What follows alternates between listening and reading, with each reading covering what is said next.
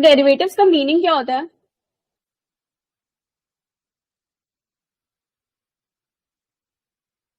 By the term derivatives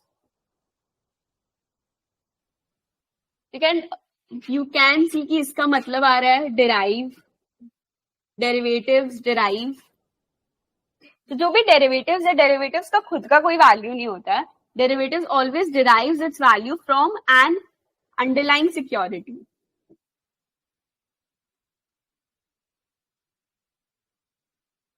तो when I say I have a call, I have a put, I have a future और I have a forward with me, call put future forward, ये सबका value एक underline security से derive होता है।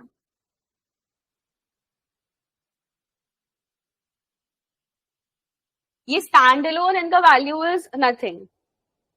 ठीक है, कॉल सिर्फ you have a call, it doesn't make any sense. आपको बोलना पड़ेगा कि आपने इस शेयर का कॉल लिया था, आपके पास इस शेयर का फॉरवर्ड है, या you have a for you let's say एक दो एक फार्मर है सपोज, ठीक है, एंड द फार्मर हैज, उसको समझ लो राइस का फार्म है, फार्मर को राइस बेचना है, तो उसको इनसिक्योरिटी है, उसको डाउट है, रिस्क है कि आफ्टर लेट्स से 6 मंथ्स, मेरे को नहीं पता हार्वेस्टिंग टाइम क्या होता है, लेट्स से 6 महीना होगा, 6 महीना मेरा हार्वेस्ट हुआ rice and I am trying to sell my rice, अभी प्राइस ज्यादा है, मेरे को नहीं पता कि 6 महीना बाद what would my price be. तो वो क्या करेगा, वो एक शॉपकीपर से जिसको चाहिए राइस, जो लोग अपने को बेचते हैं, उसके पास he will lock a deal today itself, आज ही today itself he will lock a deal कि after 6 months I would be selling you rice, let's say 100 kgs of rice I will be selling you, and I will be selling you at, क्या price दे सकते हो rice की, 17 पर KG. ठीक है, वो आज ये फिक्स कर लिया, तो वो क्या है, ये पूरा ये कॉन्ट्रैक्ट बना लिया है आज। तो फार्मर एक कमोडिटी के ऊपर कॉन्ट्रैक्ट बनाया है, ये forward contract, your commodity is rice. तो आपका जो फ्यूचर्स फॉरवर्ड्स जो होता है, that is always under some security, commodity. तो why did the farmer did this, क्योंकि उसको डर था कि व्हाट इफ प्राइस 17 से 15 चला जाए, 16 चला जाए, and he has to sell let's say 100 kgs, तो इट्स अ ह्यूज अमाउंट, अगर एक से भी डिफरेंस आया तो उसके लिए तो बहुत बहुत डिफरेंस आ गया। ठीक है, तो इसीलिए उसने क्या किया, उसने आज ही सब कुछ कॉन्ट्रैक्ट बना लिया। Now if your price goes on to ₹18, farmer still has to sell the rice at 17, तो डिसएडवांटेज है ये।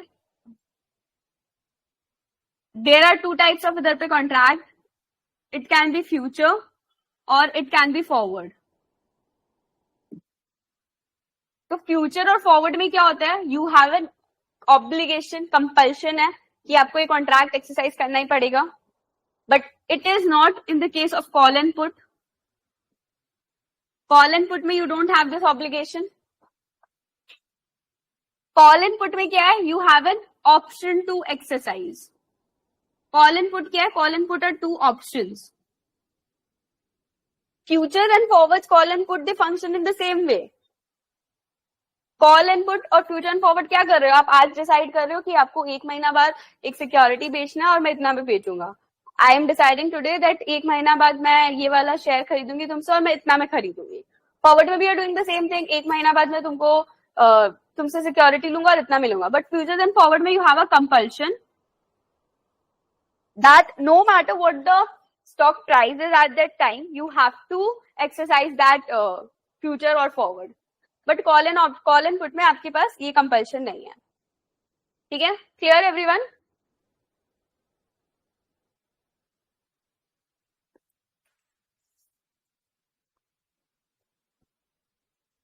What is the difference between futures and forwards?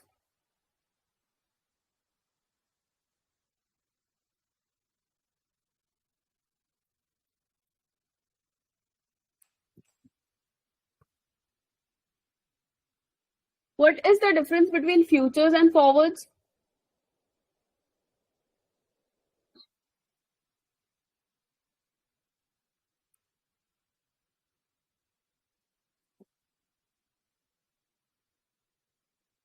Not start.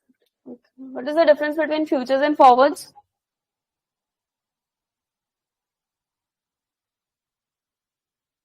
No idea. Uh, so forwards are futures are done in the stock exchange, like they have the standard rules and regulations. But in forward we can consider it as a personal transaction. It does not have any specific rules or restrictions. So your futures are exchange traded and your forwards are over the counter.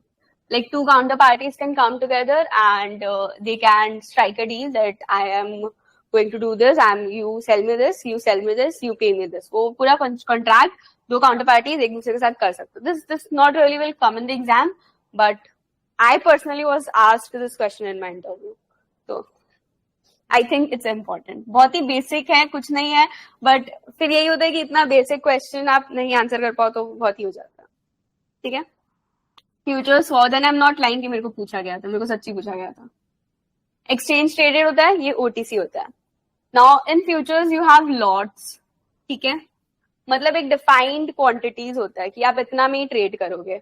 Let's say एक share को आप 200 shares ही एक साथ trade कर सकते हो. तो it is a defined quantity. ठीक है. Under forward you can customise कि आपको यही करना है. मेरा मन है आई बाय 15 शेयर्स, मेरा मन है I buy 1500 shares, but under futures you can't do this. ठीक है. In futures you have a clearing party involved. मतलब क्लियरिंग हाउस जो भी बोलो. तो यहाँ पे फ्यूचर्स में क्या हो रहा है, यू आर इधर पे and there is a different person, there is a clearing party in between. You are telling this party that you want to buy this share after 6 months, and another person is coming to this party and telling ki mereko I want to sell this share after 6 months. So you have a clearing party in between. So this clearing party is responsible for the transaction. You have someone who is managing all the transactions. And there is no clearing party. Two people are directly doing the transactions with each other. Now, इस futures में ज़्यादा safety होता है when it comes to forwards. Why? Because of the clearing party, and there is no cost of entering into a forward. But futures में you have to pay a margin to the clearing party.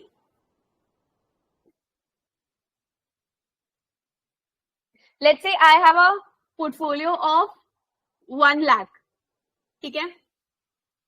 And due to जो भी market में market गिरा था कुछ time पहले, market गिरा and मैंने जो भी शेयर्स लेके रखे थे they perform badly in that crash and मेरा पोर्टफोलियो लेट्स से 50K हो गया.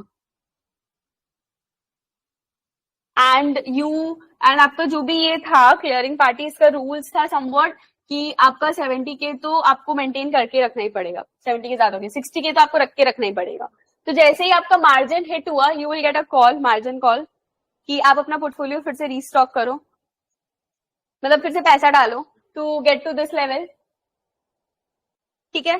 तो आपको फिर से 60K पे अपना पोर्टफोलियो को लाना होगा. तो what this margin clearing party does कि आपका जो भी लॉसेस है वो बचा के रखता है. मतलब आपका जो भी काउंटर पार्टी है उसको अपना लॉसेस से बचा के रखता है. क्योंकि if your portfolio goes down to 50K and फिर वो काउंटर पार्टी को आपको कुछ पैसा देना है, तो आप और अगर लॉसेस में चले गए तो वो आपकी काउंटर पार्टी के लिए रिस्क है.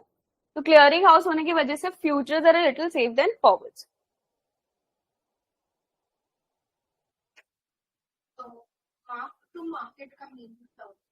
मार्क टू मार्केट मतलब मार्केट पे क्या वैल्यू चल रहा है वैसे.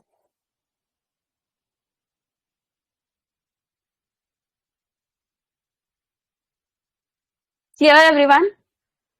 Are futures and forwards practical?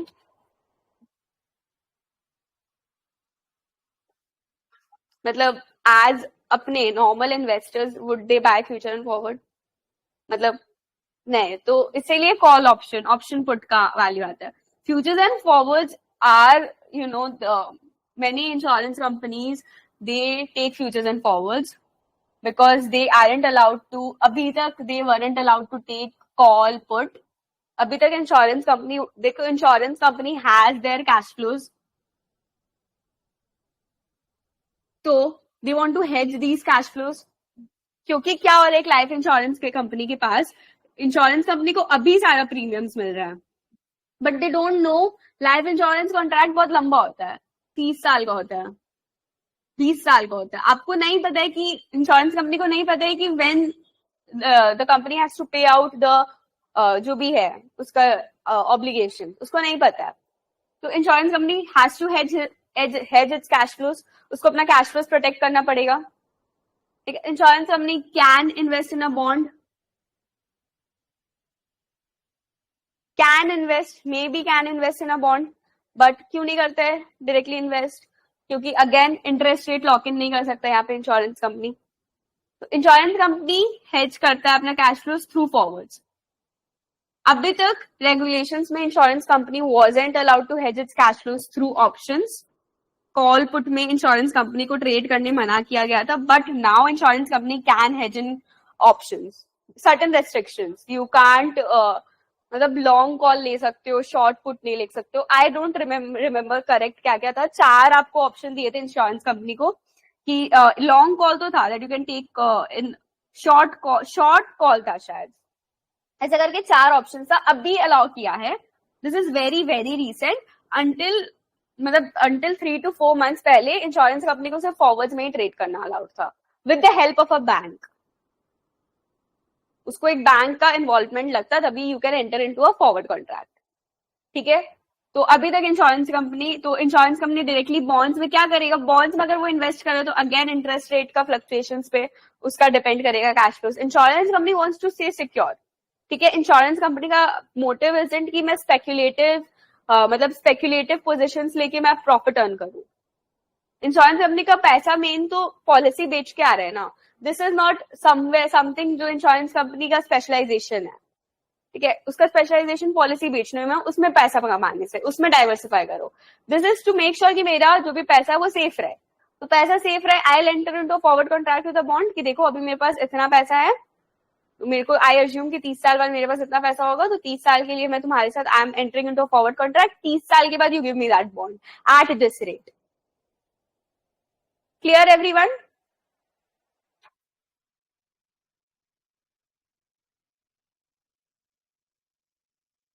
Yes, no?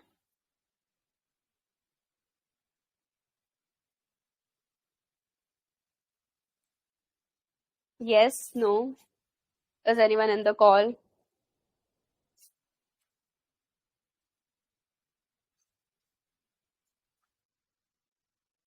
Okay, so let's go जो बुक में क्या है.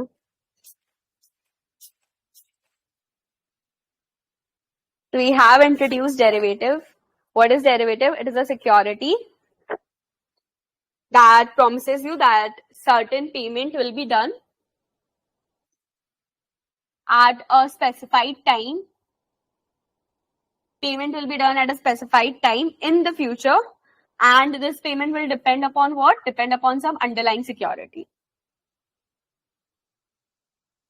Then you have options. Options gives the investor, under option, you have an option but not the obligation.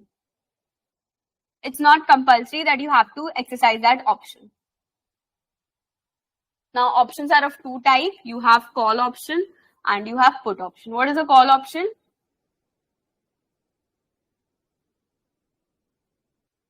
Right to buy what?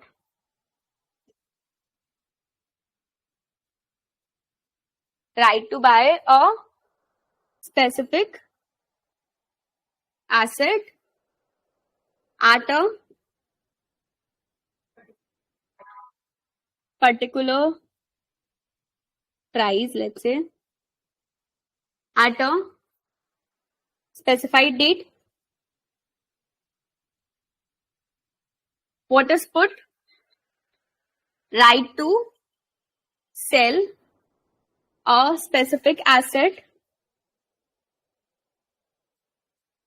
at a specific price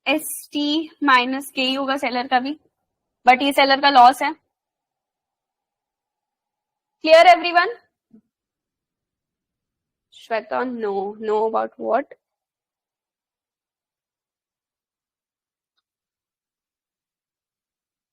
okay.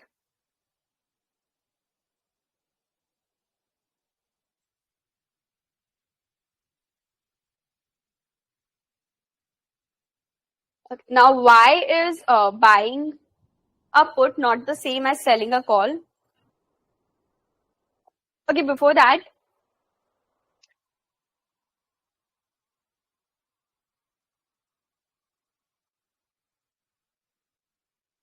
usually the case of options, if you know the market very well, it is the seller who makes many money, who makes a lot of money. Seller के case में क्या हो रहा है?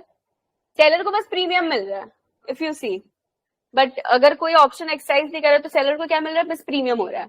तो seller के case में क्या हो रहा है? Very small amount of profits बहुत हो रहा है सेलर को. प्रीमियम तो मिल ही रहा है. तो सेलर के केस में क्या हो रहा है? You have lots of small amount of profits. मतलब छोटा छोटा प्रॉफिट्स बहुत हो रहा है, बट जब आउटफ्लो हो रहा है ये बहुत बड़ा हो सकता है.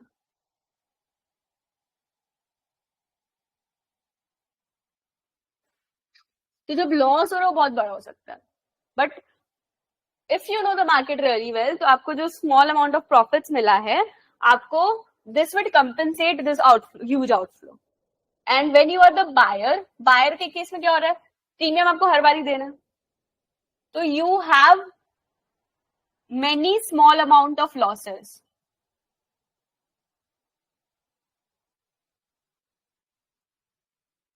And less huge profits. So it is the seller who makes most of the money, given assumption ये है that both these persons know the market really well. If you know the market really well, it is the seller who makes most of the money.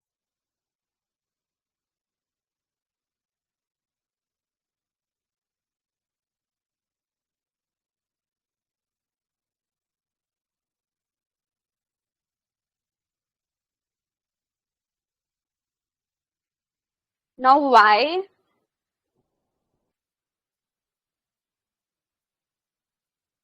selling a call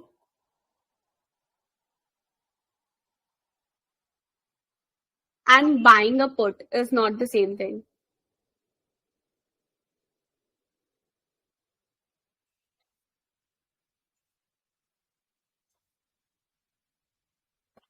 Selling a call में क्या हो रहा है?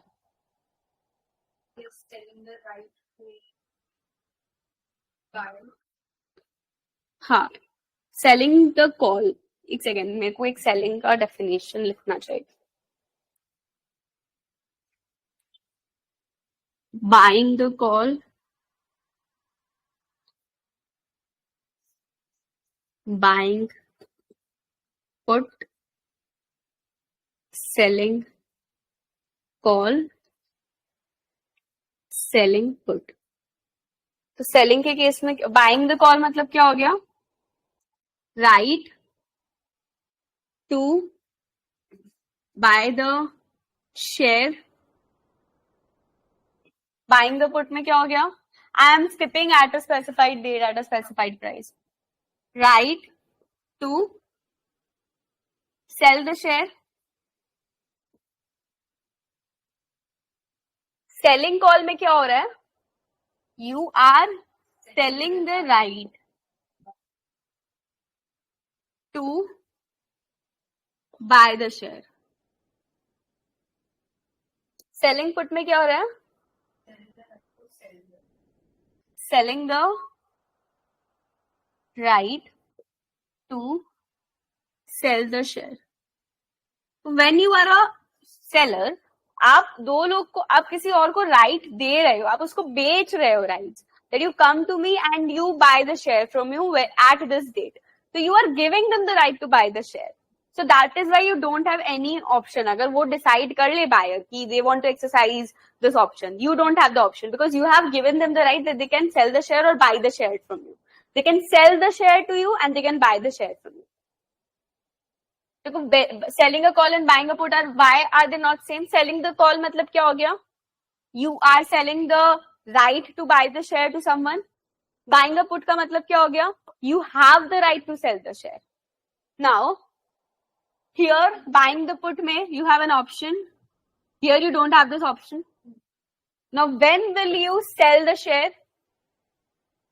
Let's say your share is ST, आपका share का price is ST and your strike price is K.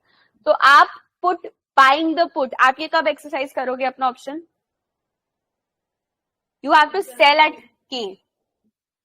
हाँ, कब करोगे? हाँ, जब ST is greater than K, then you will be exercising this. Here, selling the call.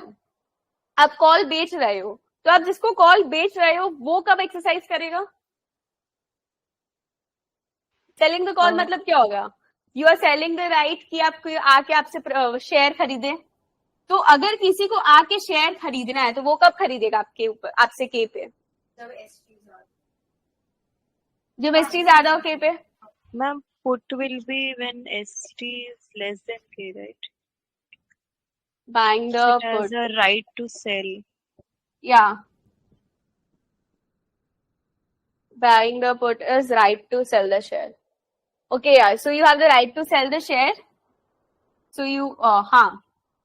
Put पे क्या हो रहा है? You have the right to sell the share. तो आप एक्सरसाइज तभी करोगे जब आपका जो स्ट्राइक प्राइस है. You and I made a deal. तो I'll sell you the share only when जो मेरा स्ट्राइक प्राइस है वो मेरा अभी जो शेयर का करंट प्राइस चल रहा है उससे ज्यादा हो, तभी मैं I'll exercise and sell you at K. But when it comes to buying a call, when I'll exercise call, selling the call. Yes, if I'm selling the call to someone, so if I've sold the call to you, so when are you going to exercise that? When ST is more.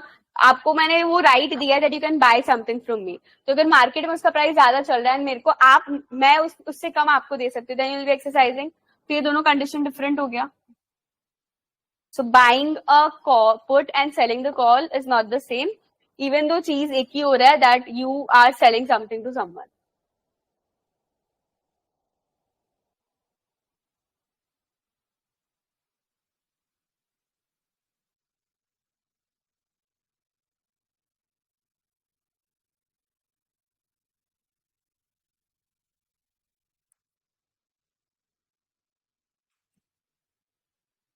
Now you have two types of options, European option and American option.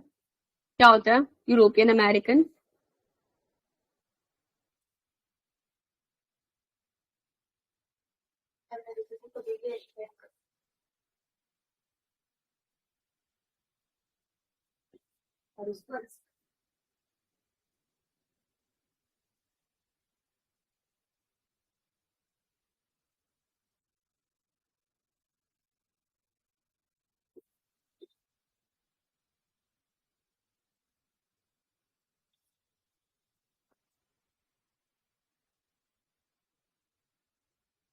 Clear?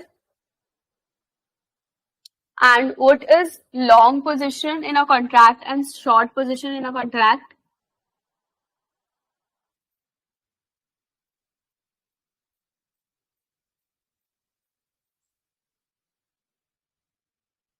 Any idea? Long, when you have a long position in something, it means that you have bought that thing.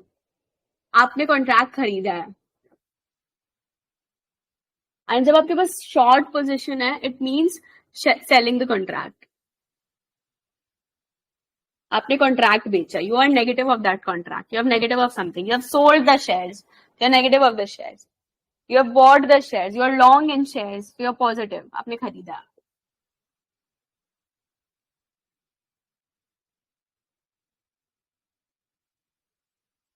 And when you have bought anything, when you have a long position in shares, what you would want, आपका share का price क्या हो? Increase हो. जब आपके पास किसी चीज में लॉन्ग पोजीशन है, यू वुड वांट कि आपका उसका एसेट का प्राइस बढ़े.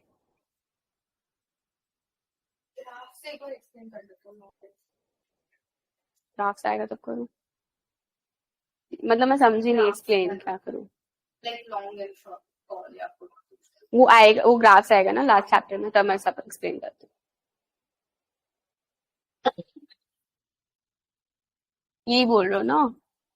हाँ हाँ यहाँ पे है, ये ऊपर जाएगा। हाँ वो हाँ वो इस टाइम कर दूँ, सारे ग्राफ्स एक साथ करते हैं, इजी होगा। Next class Saturday. Clear everyone till here?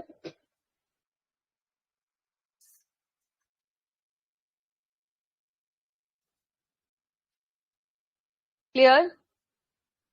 What is arbitrage?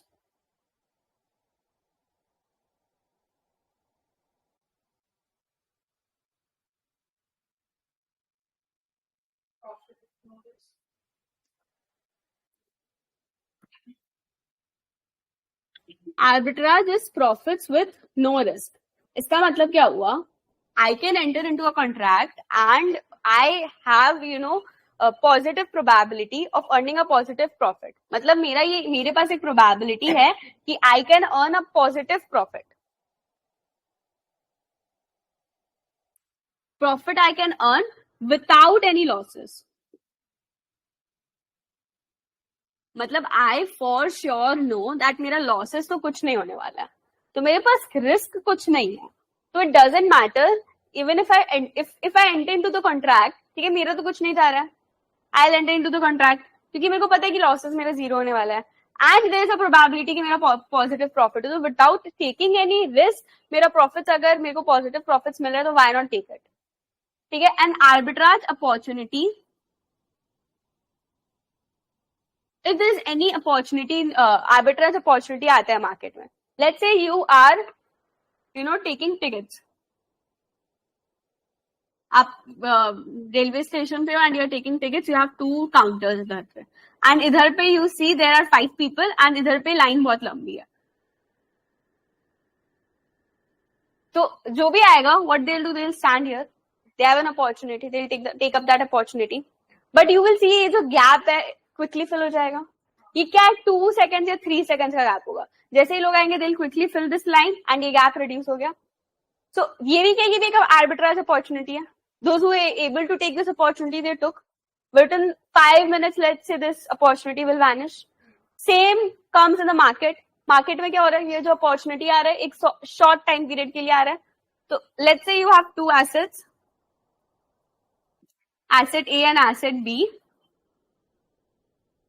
मतलब we'll discuss in detail call and put को लेके अभी ऐसे ही रैंडम, एंड आपके पास इन दोनों का पोर्टफोलियो है, ठीक है, एंड एक आर्बिट्राज अपॉर्चुनिटी है कि आप इसको बेच सकते हो, मतलब इसका प्राइस इज, एसेट ए का price is greater than asset B, but cash flows आपको सेम मिल रहा है दोनों में, मतलब आपको जो पैसा मिलेगा रिटर्न में वो सेम मिल रहा है, ठीक है। अगर ऐसा कुछ है तो सबको अगर ये दिख गया, जिसको ये पहले दिखा व्हाट दे विल डू, सब लोग ये एसेट भी जाके खरीद लेगा, स्टॉक भी, क्योंकि प्राइस कम देना पड़ रहा है, कैश फ्लो सेम मिल रहा है, तो everyone will by that stock. तो जब आप ये स्टॉक खरीद रहे हो एसेट बी, तो इसका डिमांड बढ़ गया, तो डिमांड बढ़ता है तो क्या होता है, प्राइस को, प्राइस इंक्रीज, तो there will be a time कि आपका दोनों का एसेट का प्राइस जीरो इक्वल हो जाए, और ए के साथ क्या होगा इस केस में, ए का डिमांड कम होता जाएगा क्योंकि कोई ए नहीं ले रहा है, तो ए का अगर डिमांड कम हो रहा है तो ए का प्राइस कम होगा, तो ये दोनों प्राइस क्या हो जाए, इक्वलाइज हो जाएगा।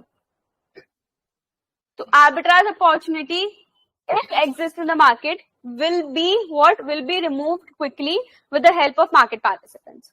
तो इसीलिए हम लोग ऐसा भी बोलते हैं कि the greater the number of market participants,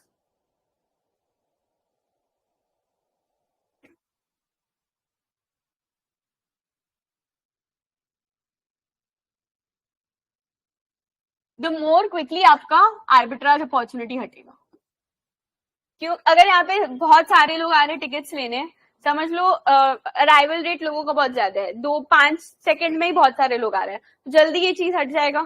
similarly अगर बहुत सारे लोग ट्रेड कर रहे हैं, लेट्स से 1-2 लोग ही ट्रेड कर रहे हैं, मतलब ज्यादा, in a room of 100 only 10 people are trading, but if in a room of 100 60 people are trading, तो जल्दी इक्वलाइज होगा, क्योंकि उसमें से तो 10 ट्रेड कर रहे हैं, 10 में से 5 को पता चलेगा कि अच्छा ऐसा है, 10 में से 5 को पता चलेगा, 3 को समझ आएगा कि करना क्या है, तो टाइम लगेगा वो इक्वलाइज होने में.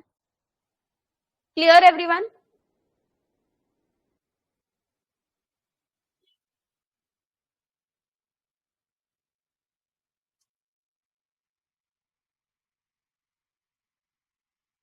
एंड इसमें एक और चीज होता है, you have a positive profit without any loss and it is a zero cost portfolio.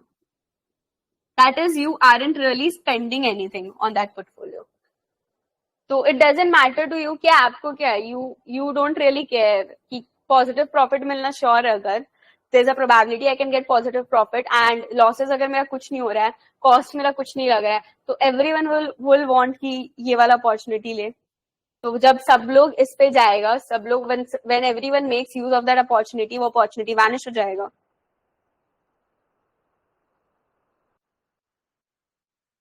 Clear?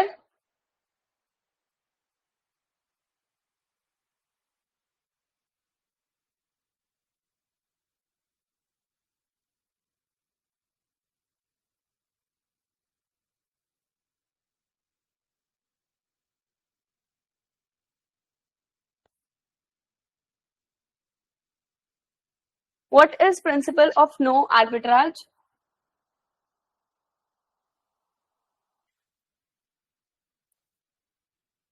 Principle of no arbitrage.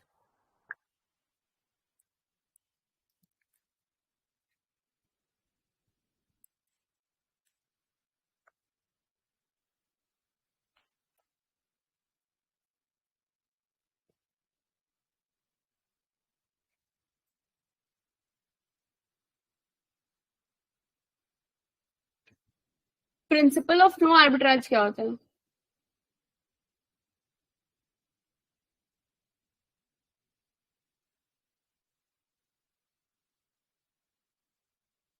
Payment is present value is the current value.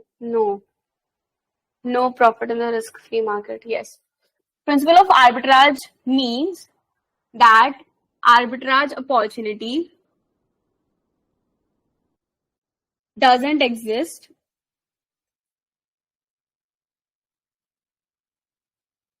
or you cannot make profits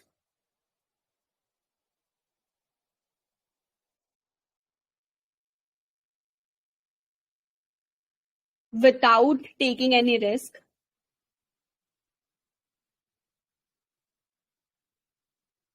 No profits in the risk-free market.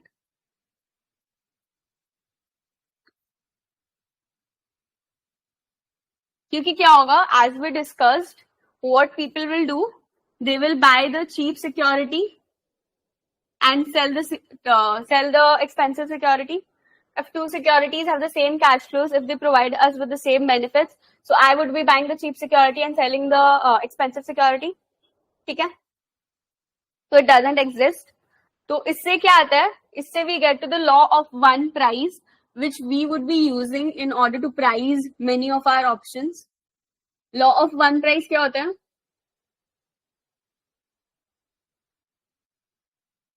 Same price क्या हो तो one price पता है किन दोनों का same price?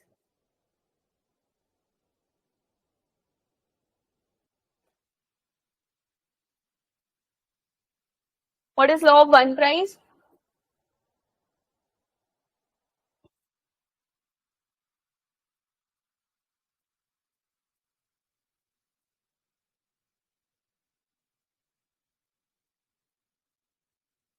Law of one price means if you have two securities, in our example we took A and B, or if you have combination of securities. Let's say we took A and B. A के अंदर you had A1, A2, A3, A4. मतलब समझ लो एक portfolio है and इस portfolio में ये सारे स्टॉक्स है एंड बी एक पोर्टफोलियो उसमें B1, B2 है. If you have two securities or you have combination of securities, तो law of one price क्या बोलेगा? If these have the same cash flows, then price of A should be equal to price of B.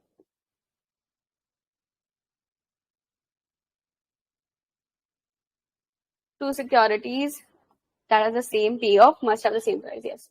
If they're the same cash flows or payoff, as we would be using this term payoff, call or put के लिए, so they must have the same prices.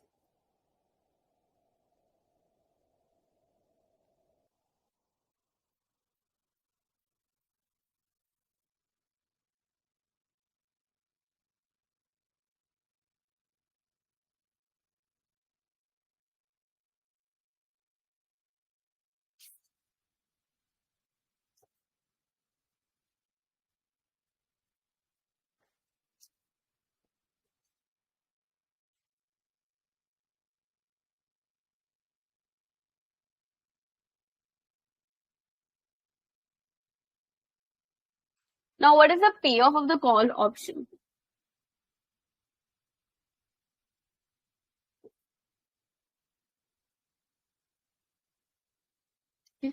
Let's say you have your share price ST at time T, आपका strike price was P. You have an option which will expire at time T, and we T capital T ले लेते हैं. And we are currently discussing European call options. So your option cannot be exercised before the expiry. तो आपका पे off क्या होगा call option का? FST. दो केसेस हो सकते हैं एज वी डिस्कस्ड. Either आपका stock price is greater than the strike price और your stock price is less than the stock price strike price. तो pay off the call option for the buyer क्या होगा? Buyer कब exercise करेगा? जब ST के से ज्यादा है या जब एसटी के से कम है? एसटी के से बायर को क्या है? Buyer has to buy the option ना. तो कब एक्सरसाइज करेगा? एसटी के से ज्यादा तभी. Everyone clear with it? ST के से ज्यादा तभी एक्सरसाइज करेगा. तब एक्सरसाइज करेगा तो उसका प्रॉफिट क्या हो रहा है? उसका पे ऑफ क्या हो रहा है? एसटी माइनस के. वील से पे ऑफ एंड नॉट प्रॉफिट, क्योंकि प्रॉफिट में क्या इंक्लूड करते हैं? प्रॉफिट को निकालने के लिए. This is just the pay off from the option. जब आप प्रॉफिट निकाल रहे हो you have to include premiums also, क्योंकि प्रीमियम्स आपने दिए थे. तो प्रॉफिट और पे ऑफ का ग्राफ अलग बनता है, जो चैप्टर 12 में हम लोग देखेंगे. And when ST is less than के, जीरो है, call will not be exercise, पे ऑफ जीरो. तो कॉल ऑप्शन का क्या हो जाएगा? मैक्सिमम ऑफ 0, ST माइनस के. ये पे ऑफ है कॉल ऑप्शन के लिए एट टाइम T.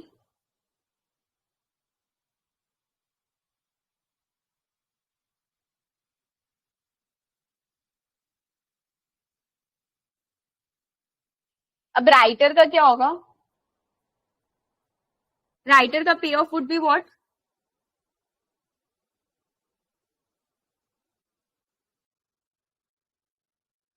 राइटर का पे of, writer by writer I means the seller. तो जो मेरे को कॉल ऑप्शन बेचा है, अगर if I am earning let's say ST minus के प्रॉफिट, राइटर को उतना ही लॉस होना चाहिए.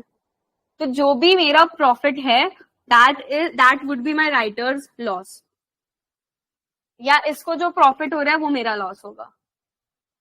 ठीक है. क्या होता है अगर when option is not exercise, क्या होगा? मेरा लॉस माइनस प्रीमियम है, उसका प्रॉफिट प्रीमियम है. हुआ ना सेटिस्फाई? इसका जो भी लॉसेज है वो मेरा प्रॉफिट होगा, मेरा जो भी लॉसेज है इसका प्रॉफिट होगा.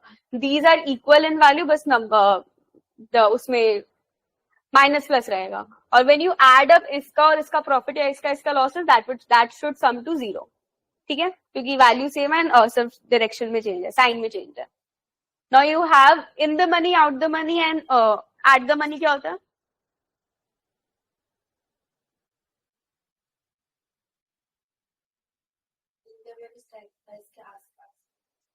मतलब क्या होता है इन the money, out the money and at the money का?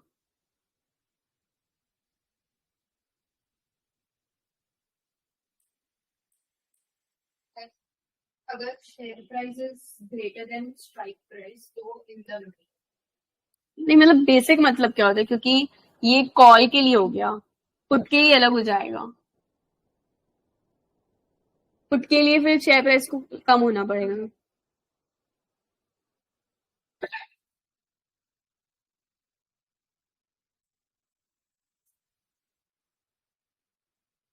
So in the money would be, if you're exercising the option right now, if you're exercising, it would lead you to profit. The option is in the money. Option पैसा देगा in the money. If I exercise, it will give me the money in, cash flows in. Out the money क्या होगा? If you exercise it right now, it would lead to losses. Sorry, out, at पे नहीं. And add the money क्या होगा? It is at the money. कुछ भी changes नहीं आएगा. Whether ये तो no profit no loss. तो call के केस में क्या होगा? In the money पे कब होगा? If I am the buyer of the call option, मेरे लिए कब मेरा call option is in the money?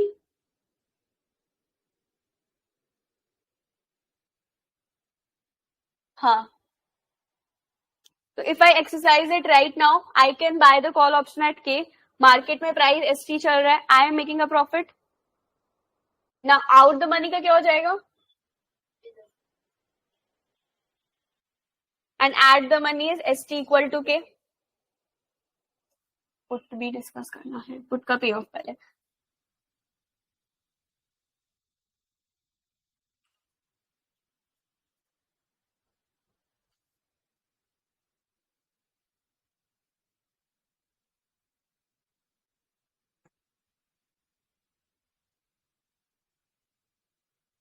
Now put पे क्या हो रहा है? पुट के केस पे बायर के साथ दो केसेस है, ST less than K, ST greater than K.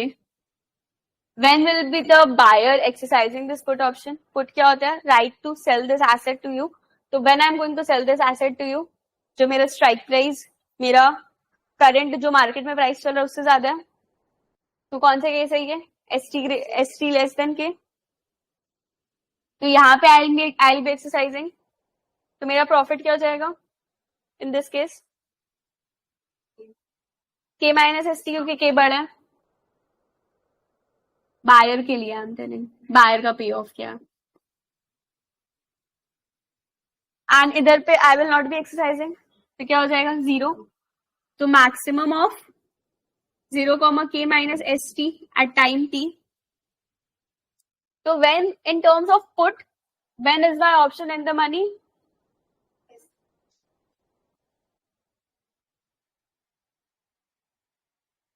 Out the money, ST greater than K. At the money, ST equal to K. Clear, everyone?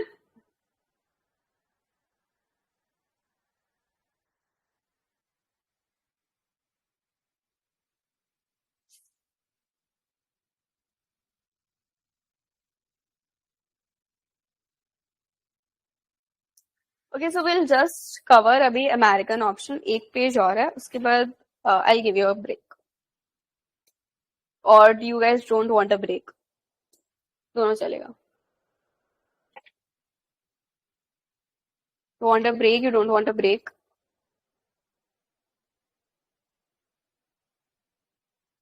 Break. Okay, तो एक पेज कर लेते हैं, उसके बाद break.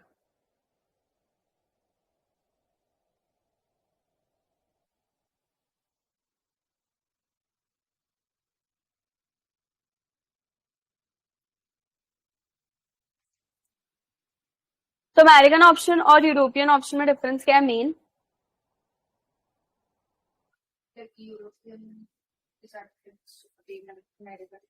We discussed American European का difference. Now what is अपना जो टोटल वैल्यू होता है, इंट्रिंसिक वैल्यू क्या होता है एक ऑप्शन का, एंड टाइम वैल्यू क्या होता है?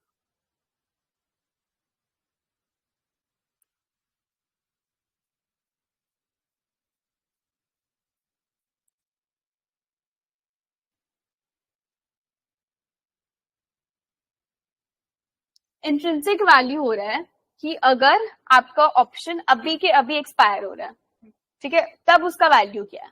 अभी के अभी एक्सपायर हो रहा है. तो तो वैल्यू इफ योर ऑप्शन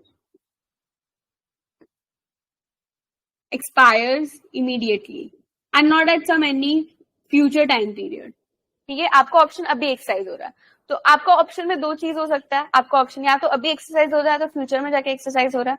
तो जब फ्यूचर में जाके एक्सरसाइज हो रहा है तो उसको कुछ वैल्यू मिलेगा, टाइम वैल्यू कुछ ऐड होगा उसके ऊपर. ठीक है, आप बोल रहे हो कि 3 साल 2 साल बाद मैं तुमसे स्टॉक लूंगा. ठीक है, तो तुम 2 साल तक you hold on that stock for me. तो I would want something in return. 2 साल तक I am holding something for you. ठीक है, 2 साल तक I am blocking my money for you. तो मेरे को उसके लिए कुछ टाइम वैल्यू चाहिए क्योंकि मेरा पैसा इन्वेस्टेड है, मैं कहीं और पे इन्वेस्ट कर सकता था. तो टाइम वैल्यू क्या हुआ? टाइम वैल्यू का मतलब समझ आया?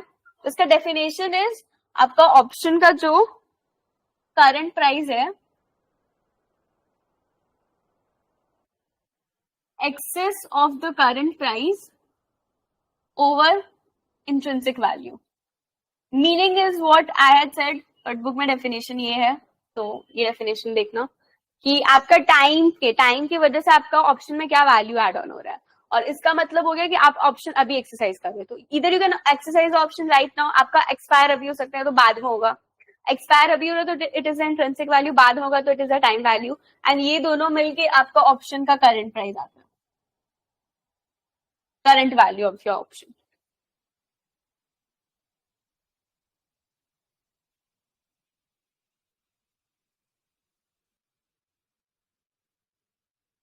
तो लेट्स से मेरा एक कॉल ऑप्शन था. अपने कॉल ऑप्शन का पे ऑफ डिफाइन किए थे, क्या था?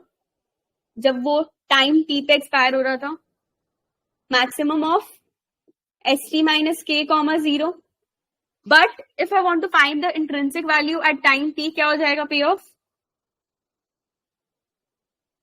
S T minus K minus 0.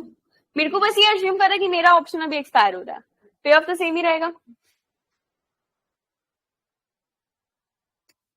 Put option का क्या हो जाएगा?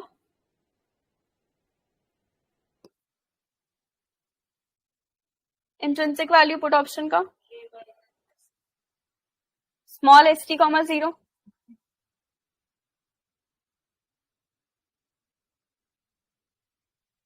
अब इन the money out the money अपने क्या डिफाइन किए थे? इन द मनी कब होता ऑप्शन? हाँ, कॉल के केस में इन द मनी कब होगा? And you are defining your intrinsic value with the same thing, pay off same है. तो आपका इंट्रिंसिक वैल्यू पॉजिटिव कब होगा? When your S T is greater than K. Negative कब होगा? When your S T is less than K. 0 कब होगा? When your S T is equal to के.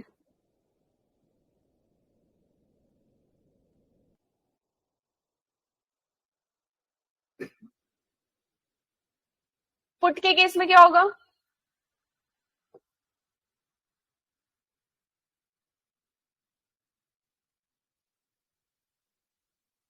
When is your put ka intrinsic value going to be positive, going to be negative, and going to be 0? So if you are exercising the option right now at time t, तो कब आपका intrinsic value positive हो सकता है? k minus S T, जब k is greater than S T. k is less than S T हुआ तो negative, and k equal to S T हुआ तो 0. Same thing.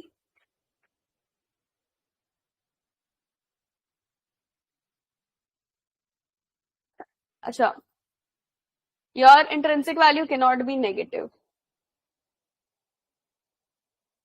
ये तो समझ आया, नेगेटिव पॉजिटिव एक बार. अब नेगेटिव क्यों नहीं हो सकता? क्या हो जाएगा इसमें? When your k is less than S T, तो ये वाला नेगेटिव जा रहा है, बट आपका फंक्शन में क्या है? Maximum of. नेगेटिव नहीं लेगा तो 0 रहेगा. सेम थिंग यहाँ पे भी 0 रहेगा.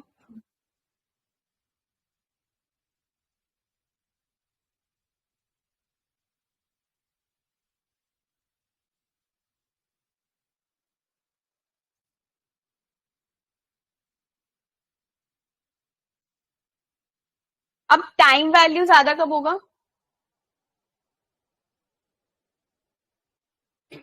टाइम वैल्यू आप क्या दे रहे हो, आप अपने जो भी काउंटर पार्टी है, you are giving them an option कि you can exercise this at a future time.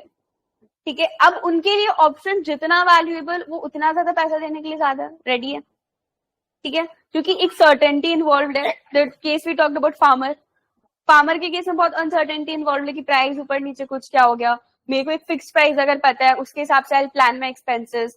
ठीक है, उसका ब्रेड एंड बटर है हार्वेस्टिंग राइस, सेलिंग दिस। तो 6 महीना उसको पूरा अपना फैमिली का एक्सपेंसेस प्लान करना है, बिकॉज मतलब that is Holi dependent on your on that selling of rice.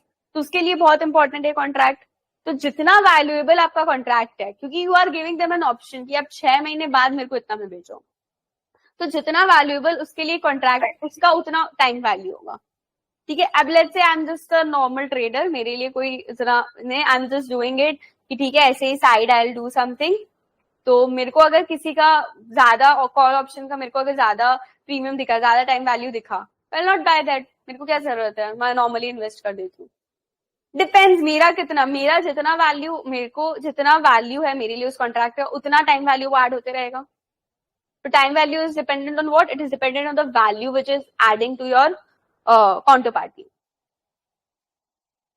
Okay, we can take a break. It is 4:56 right now. Any questions till now?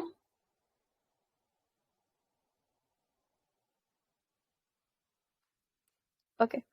So it is 4:56 right now. Please join back at 5:10. Can we start?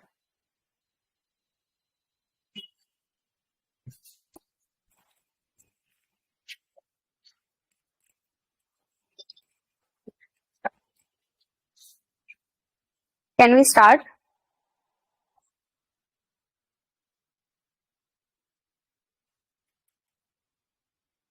Hello.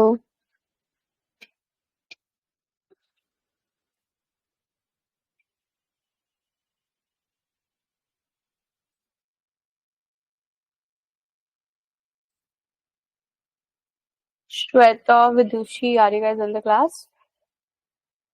In the meet?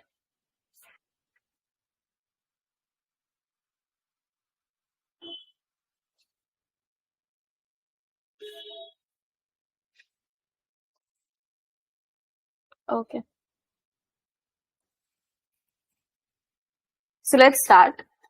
What are the factors which affect your option prices, call or put? So you have ST. ST क्या हुआ? ST is your share price at time T.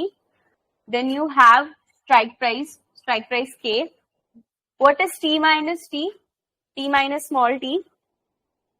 Small t is the time at which you are exercising your stock price. मतलब small T is the time जहां पे आप value कर रहे हो अपना स्टॉक प्राइस, एंड टी उसका expiry है। तो टी माइनस टी क्या हो गया?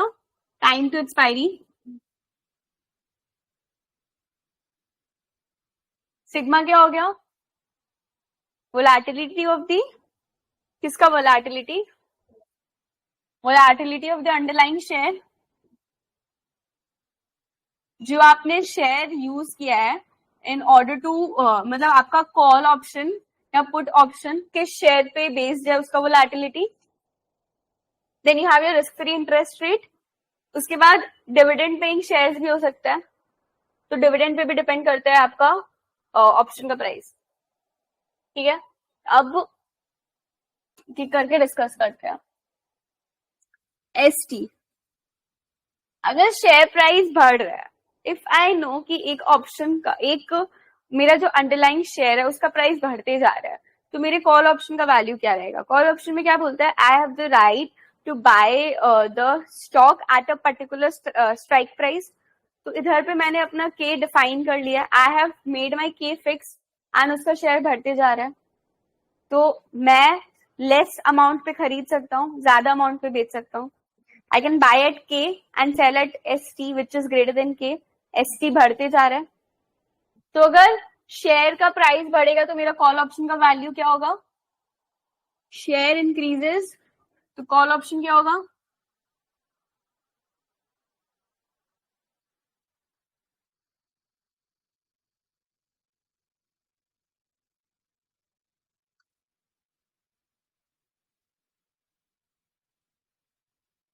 पुट के केस में क्या होता है? पुट आपको क्या बोल रहा है कि पुट के केस में क्या हो रहा है, you have the right to sell the share at a strike price. तो अगर you have put your strike price constant K and आपका शेयर का प्राइस बढ़ते जा रहा है, तो अब ज्यादा शेयर के वैल्यू पे बेचोगे या कम शेयर के वैल्यू पे, कम स्ट्राइक प्राइस पे? बस सेलिंग द शेयर.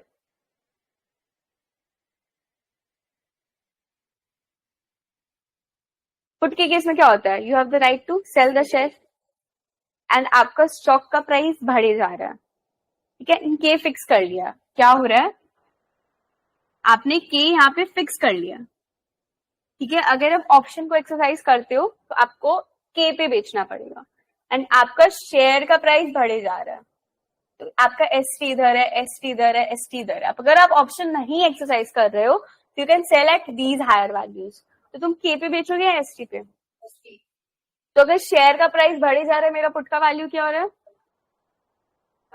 कम हो रहा है ना? नहीं समझा अभी भी? नहीं तो ठीक है, क्यों बोला? कॉल के केस में क्या हो रहा था, यू हैव योर के here, you have your S T here, let's say इधर इधर एस टी बढ़ते जा रहे हैं. कॉल के केस में क्या करना था, you had to buy that call. ठीक है, आपको खरीदना था, तो तुम कम पैसा पे खरीदना प्रेफर करोगे. तो के कम है एस टी से, अगर एस टी बढ़े जा रहा है तो तुम्हारे इधर पे वैल्यू है ऑप्शन का, क्योंकि मैं कम पैसे पे खरीद रहा हूँ, मेरा वैल्यू बढ़ रहा है ऑप्शन का. पुट के केस में क्या हो रहा है, आपका के फिक्स है, एस टी बढ़े जा रहा है. तो तुमको कम पे बेचना है, ज्यादा पे बेचना है? ज्यादा पे बेचोगे तो तुम्हारा कॉल का कोई इज्जत है, पुट का कोई इज्जत है यहाँ पे? नहीं है. I would sell at higher rate, तो स्ट्राइक प्राइस कम है. तो अगर एस टी बढ़ा तो पुट के केस में क्या होगा? Clear everyone?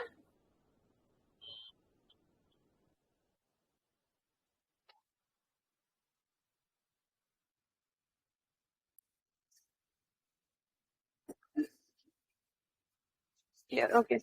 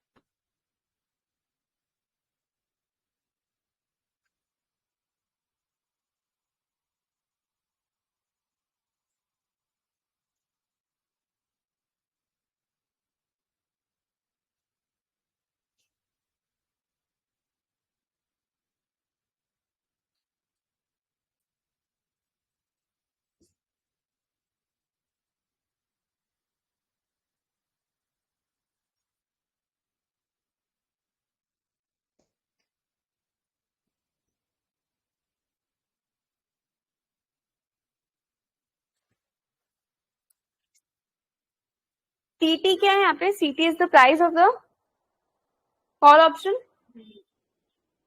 तो कॉल ऑप्शन का जो प्राइस है, it will always be greater than its intrinsic value. क्यों? As we discuss, call option का इंट्रिंसिक वैल्यू क्या होता है, प्राइस क्या होता है, इंट्रिंसिक प्लस टाइम वैल्यू. तो ये उससे बड़ा होगा, इंट्रिंसिक वैल्यू से बड़ा होगा. तो इंट्रिंसिक वैल्यू क्या, if you exercise at any time, S T minus K E to the power minus R T minus T, and this is always greater than what, k e to the power minus r t minus t is what, less than k e to the power k, just k, क्योंकि k उस पे k पे अगर आप discount कर रहे हो तो कम हो रहा है वैल्यू, एंड यहाँ पे आप कम वैल्यू को माइनस कर रहे हो, यहाँ पे आप ज्यादा वैल्यू को माइनस कर रहे हो, तो ये वाला वैल्यू ज्यादा होगा. तो ये it is strictly greater than S T minus K. Your call option का price can be equal to S T minus K to the power minus R T. Equal to क्यों है यहाँ पे, क्योंकि आपका time value can be zero also.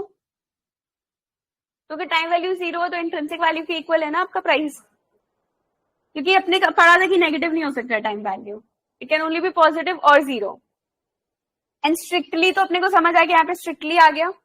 Where Ct is either greater than maximum of st minus k e to the power minus rt minus t or comma 0 greater than st minus k. तो ये क्या है, ये lower bound. and we will discuss lower bound in detail also. Lower bound of the call option मतलब आपका call option का price has to be greater than this. अगर आपको प्राइस करने बोल रहा ऑप्शन को, तो मतलब क्या आपका ऑप्शन का प्राइस इससे नीचे नहीं जा सकता. st minus K to the power minus R T minus T के नीचे नहीं जा सकता. इतना तो तुमको देना ही पड़ेगा, ठीक है, क्योंकि if you are exercising that call option today, तो आपको इतना पैसा डायरेक्टली मिल रहा है. तो अगर आप इतना पैसा आपको डायरेक्टली मिल रहा है, तो इतना पैसा तो आपको देना ही पड़ेगा ना. क्योंकि क्या होगा अगर if I am not charging this price from someone and let's say अपना CT is less than the intrinsic value of the option, intrinsic value of the share जो भी, तो क्या होगा, this person will keep on buying the call वो खरीदता रहेगा and it will try to sell the share जो उसके पास है भी नहीं. right to buy the share ना. तो सीटी में क्या होगा, वो कॉल ऑप्शन का मैं यहाँ पे वो हो जाएगा, आर्बिट्राज आ जाएगा. आप महंगा चीज बेच रहे हो, सस्ता चीज खरीद रहे हो, एंड ये पॉसिबल नहीं है. जैसे अगर आपका PT is less than the intrinsic value, तो क्या होगा, अगर आपको कम प्रीमियम देके you get the right that you can cell the share, तुम क्या करोगे, तुम पुट्स खरीदते रहोगे. तुम प्रीमियम दे नहीं रहे हो, आप पुट्स खरीदते रहोगे and you have the right कि तुम शेयर्स बेच रहे हो. तुम्हारे पास अभी शेयर्स नहीं है, बट यू नो कि जो आपको प्रीमियम देना पड़ रहा है वो इंट्रिंसिक वैल्यू से कम है. You can make use of that. Clear?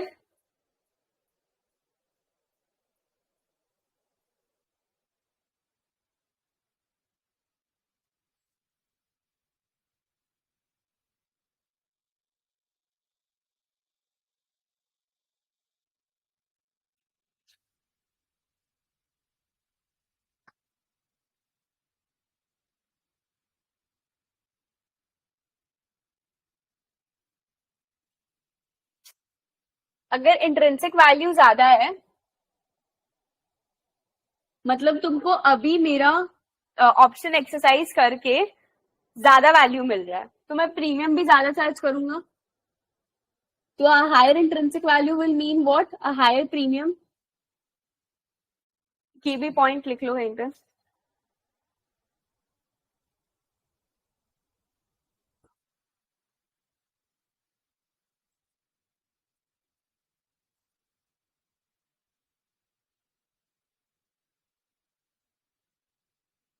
अब कॉल ऑप्शन के केस में क्या हो रहा है, अगर your ST is increasing, call option के केस में क्या हो रहा है, if your ST is increasing, let's say आपका एसटी इधर पे था, तो your option was out of the money.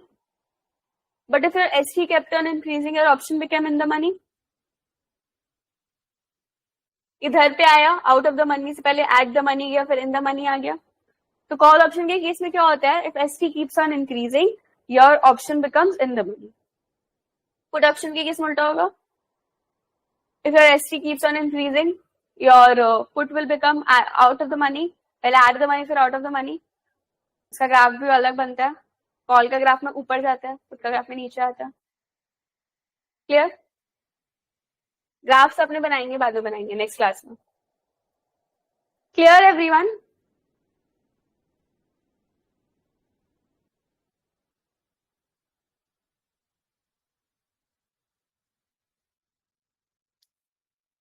So in case of call, when your share price is increasing, your share price is increasing, your call is becoming in the money. In the money होने से intrinsic value क्या हो रहा है, positive, greater, बढ़े जा रहा है. तो intrinsic value will become greater, आपका प्रीमियम बढ़ेगा, as we discussed, increase. और इन द केस ऑफ पुट क्या हो रहा है, एसटी इज इंक्रीजिंग, एसटी बढ़ रहा है, तो आपका इंट्रिंसिक वैल्यू क्या हो रहा है, मतलब कम हो रहा है, तो प्रीमियम्स क्या हो जाएगा, कम होगा, एज वी डिस्कस्ड.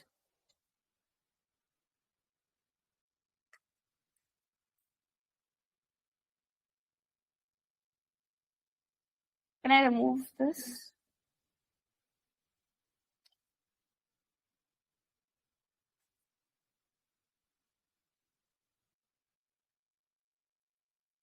अभी अब स्ट्राइक प्राइस का क्या होगा, के कॉल के केस में क्या हुआ? कॉल के केस में क्या बोल रहे हो? That you have the right to buy this share at some price. तो लेट्स से आपका के इधर है एंड आपका के इधर है, ठीक है, एंड इधर पे your ST is here and your ST is here. तो फर्स्ट केस में क्या हो रहा है? You have the right to buy your share at K which is less than ST and now your K keeps on increasing और वो ST से ज्यादा हो गया. तो now you have to buy your share at K which is greater than ST. So you will not be exercising your call option. आप नहीं करोगे एक्सरसाइज बिकॉज आप डायरेक्टली ST पे बाय कर सकते हो, इधर पे वर्थलेस है. तो व्हेन के कीप्स ऑन इंक्रीजिंग और तो आपका शेयर का वो इंट्रिंसिक वैल्यू क्या हो जाएगा? व्हेन के कीप्स ऑन इंक्रीजिंग पहले तो आपका वैल्यू कम हो रहा है कॉल ऑप्शन का, क्योंकि इधर पे आप एक्सरसाइज कर रहे थे, बट जैसे ही के ग्रेटर देन ST हुआ you are not exercising that. And आपका इंट्रिंसिक वैल्यू क्या होता है? ST माइनस के. इधर पे ST माइनस के नेगेटिव हो जाएगा. तो हाँ, मतलब इंट्रिंसिक वैल्यू नेगेटिव मतलब जीरो हो रहा है इंट्रिंसिक वैल्यू और इंट्रिंसिक वैल्यू इज डिक्रीजिंग. तो दो चीज से आप एक्सप्लेन कर सकते हो बेसिकली. एक एक्सप्लेनेशन आप इंट्रिंसिक वैल्यू के टर्म्स में दे सकते हो, एक एक्सप्लेनेशन आप ये लॉजिक से दे सकते हो. तो when your K keeps on increasing your intrinsic value decreases, so your premium will decrease. तो कॉल ऑप्शन के केस में क्या हो जाएगा?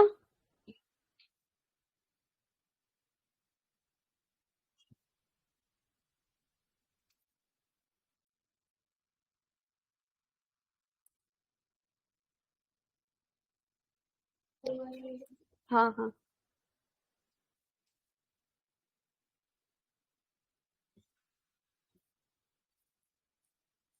कॉल ऑप्शन के केस में it is decreasing.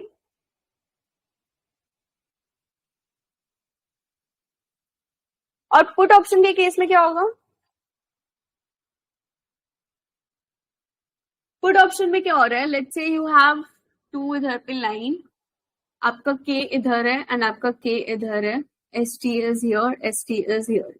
Put option में क्या बोल रहे हो? That you have the right to sell the share at K. तो इस केस में you have the right to sell the share at K इधर पे and you have the right to sell the share at K which is greater than ST. तो आप ज्यादा पे बेच पा रहे हो. तो पुट ऑप्शन के केस में अगर आपका स्ट्राइक प्राइस बढ़ रहा है तो आपका इंट्रिंसिक वैल्यू बढ़ रहा है, क्योंकि इंट्रिंसिक वैल्यू क्या होता है? के माइनस ST. ये ज्यादा हो रहा है. तो पुट ऑप्शन के केस में मेरा वैल्यू का क्या हो, मेरा ऑप्शन का वैल्यू क्या होगा? इंक्रीज.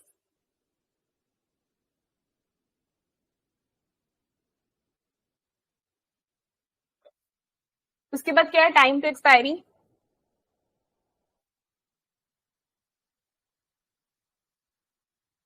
टाइम टू एक्सपायरी का क्या होता है?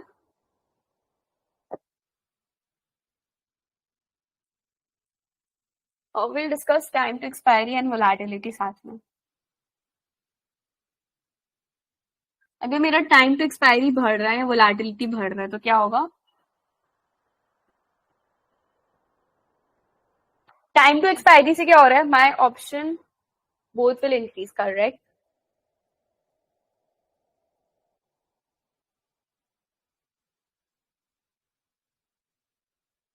हाँ, आप कुछ बोल रहे. तो टाइम टू एक्सपायरी क्या हो रहा है? आपको ऑप्शन को ज्यादा टाइम मिल रहा है to adjust to get to in the money, ठीक है, तो आपका वैल्यू दोनों का इंक्रीज होगा. तो उल्टा भी तो हो सकता है. अगर टाइम टू एक्सपायरी अगर आपको ज्यादा टाइम मिल रहा है तो आपका ऑप्शन आउट द मनी भी जा सकता है. तो उल्टा केस क्यों नहीं कंसिडर करते हैं?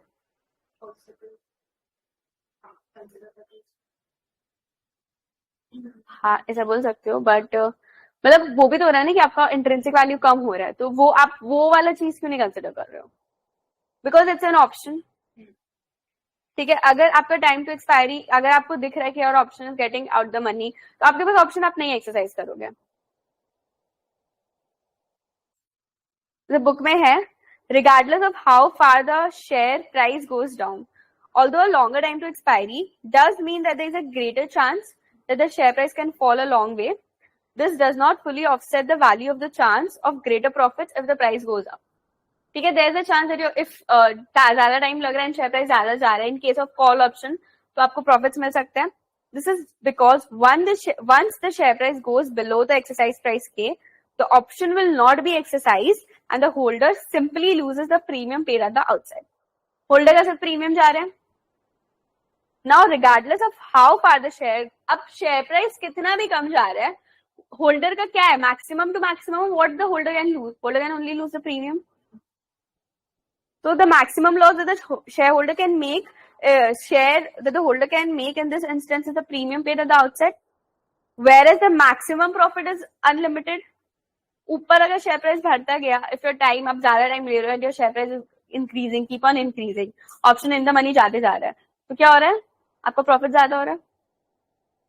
तो होल्डर के पास क्या है, अपसाइड प्रॉफिट बहुत है, अपसाइड प्रॉफिट का पोटेंशियल बहुत है, बट डाउनसाइड रिस्क कम है, क्योंकि डाउनसाइड रिस्क में उसके पास ज्यादा से ज्यादा क्या है, टू लूज ओनली प्रीमियम्स. और अपसाइड प्रॉफिट का पोटेंशियल बहुत ज्यादा है, जितना शेयर प्राइस बढ़ा उतना profit in the case of call again. ठीक है, सेम गोज फॉर वोलेटिलिटी.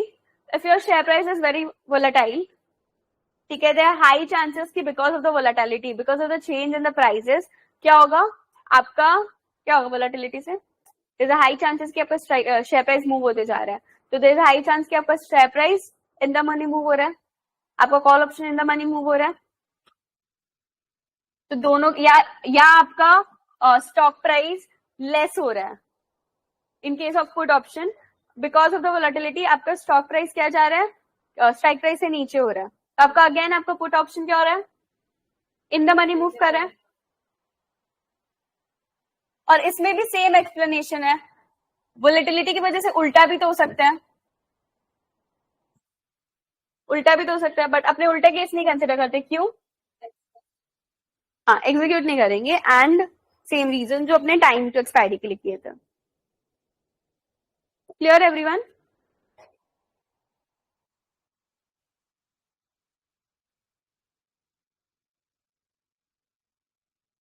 अब इंटरेस्ट रेट्स में क्या होगा,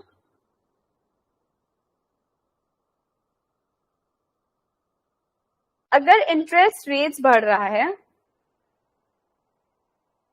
कॉल ऑप्शन में आप क्या करते हो, कॉल ऑप्शन में क्या करते हो, you have the right to buy the share at a later time period. तो अगर इंटरेस्ट रेट्स बढ़ रहा है, आप क्या बोल रहे हो कि मैं एक लेटर टाइम पीरियड पे शेयर्स बाय करूंगा. तो आपके पास अभी खुद के पास पैसा है, you haven't invested that amount somewhere, you have that money with you, तो you can invest it at the increasing interest rate and grab the opportunity. तो कॉल ऑप्शन के केस में क्या होता है, अगर इंटरेस्ट रेट्स बढ़ रहा है तो इंक्रीज होगा. बट पुट ऑप्शन में क्या है, right to sell the share at a later date. तो अब जब आप बाद में बेचोगे तब आपको पैसा मिलेगा, you don't have the money right now, and आपका जो खुद का पैसा है that is blocked in the share, share पे वो फंस चुका है पैसा, and you can't invest that at the increasing interest rates.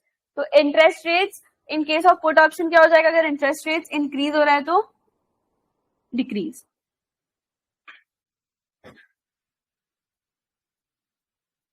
And what about dividends?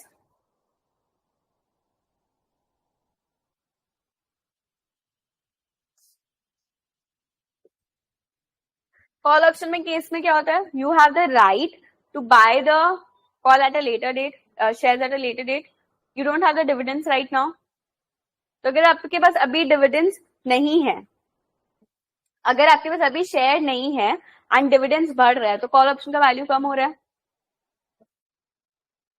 Dividends बढ़ रहा है एंड आपको राइट है कि आप बाद में शेयर खरीदोगे. तो अब आपके पास अगर अभी शेयर होता तो आप इंक्रीजिंग डिविडेंड्स का बेनिफिट ले पाते हैं, बट क्योंकि आप बाद में खरीदोगे एंड आपके पास अभी शेयर नहीं है, तो इंक्रीजिंग डिविडेंड्स का बेनिफिट नहीं ले पा रहे हो, तो क्या होगा, डिक्रीज.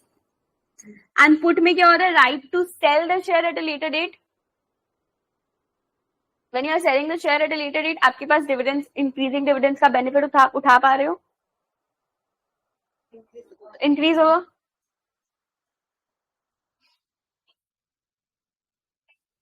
तो if you observe only in T minus T and sigma, put और कॉल का रिलेशन सेम रहता है और सब में इनवर्स्ड है. तो फॉर इजी रिमेम्बरेंस आप ये कर सकते हो. Clear everyone?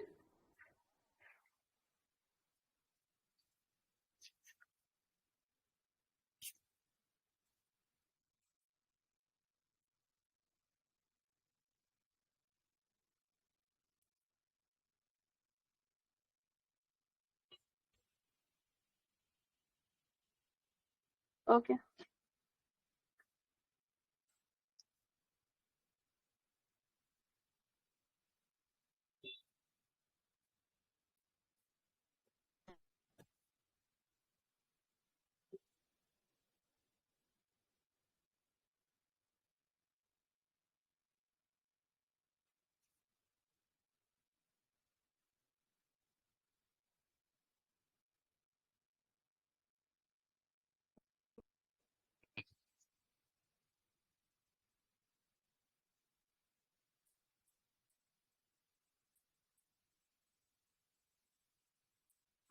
Now we'll be pricing forward contracts. Forward contract क्या होता है?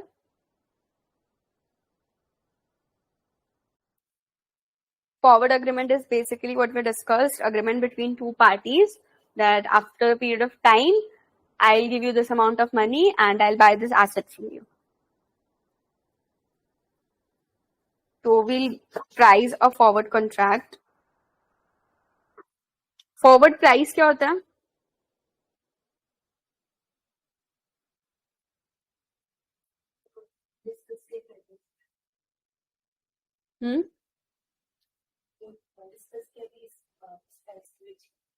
हाँ, तो फॉरवर्ड प्राइस होगा agreed price at which you will basically buy the specified asset or sell the specified asset. या आप at the outset of the contract decide कर लेते हो.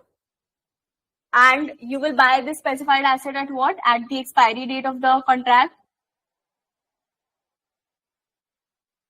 So it is basically what? In terms of option, if I talk about ये क्या हुआ? Exercise price of the option. Strike price. K. Option के terms में it is K.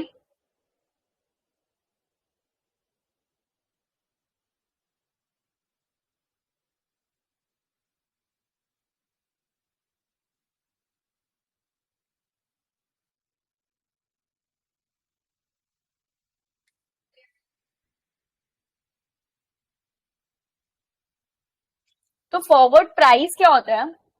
Forward price के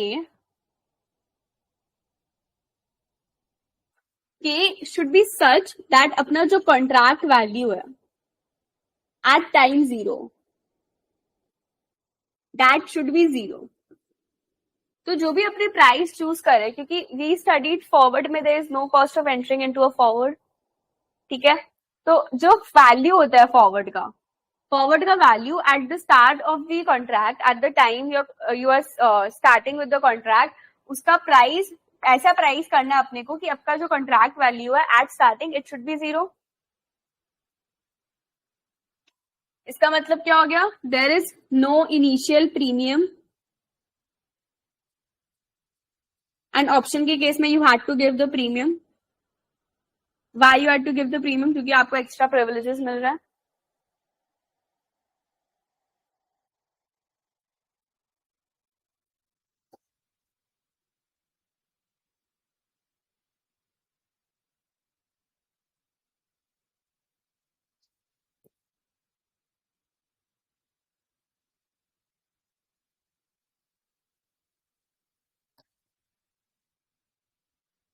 Now we price a forward contract for a security which doesn't pay any dividends. ठीक है, so we'll start with the equation that आपका जो forward price है that is K over K.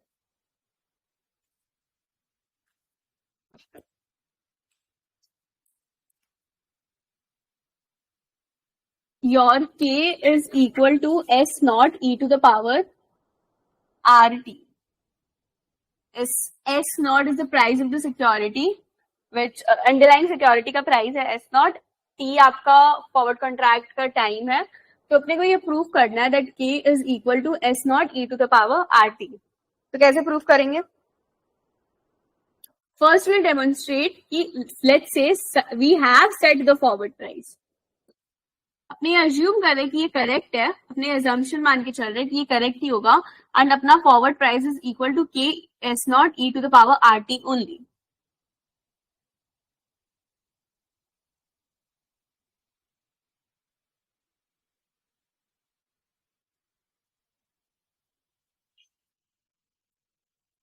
ठीक है, इसके साथ we are taking a short forward position.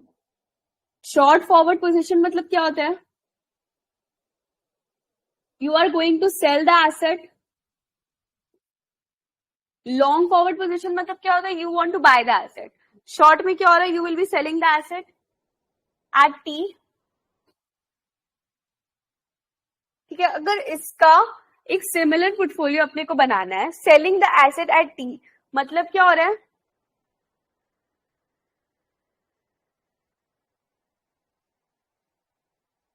आपको अगर इसको सिमिलर कुछ बनाना है तो you want to sell the asset at time t, तो अभी आपके पास क्या होना चाहिए? शेयर होना चाहिए टाइम टी पे बेचने के लिए। तो what we are doing, we will borrow money, will borrow money. कितना? S naught is the price of the share at time 0, तो will borrow money S naught, and अपने अगर किसी से पैसा ले रहे तो हम लोग से इंटरेस्ट चार्ज करेगा, तो वो क्या इंटरेस्ट चार्ज कर रहे हैं? इंटरेस्ट चार्जेस आर,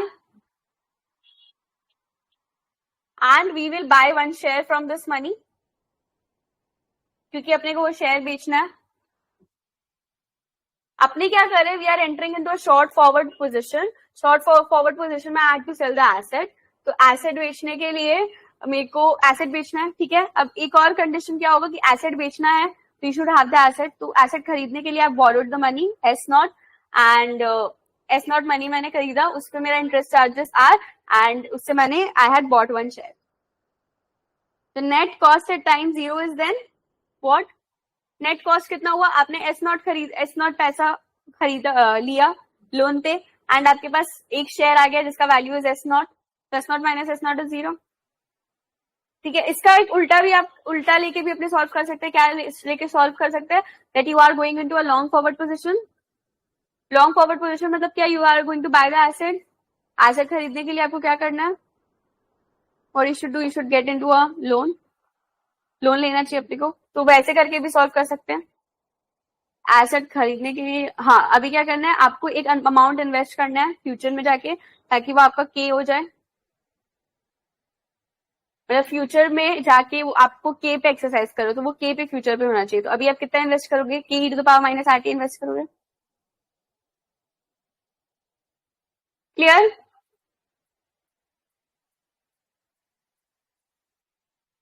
तो at time T what we have,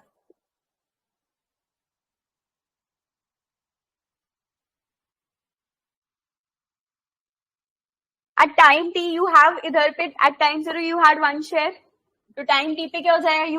you will have one share जिसका प्राइस एस टी होगा। फिर आपने क्या लेके रखा था? लोन लेके रखा था S naught, which was interest rate उसका आर था, कंटिन्यूसली कंपाउंडेड। तो S naught E to the power are t आपके पास लोन है जो आपको पे ऑफ करना है, एंड आपके पास एक कॉन्ट्रैक्ट है फॉरवर्ड प्राइस, कॉन्ट्रैक्ट है टू बाय द शेयर का कॉन्ट्रैक्ट है जिसका स्ट्राइक प्राइस इज के।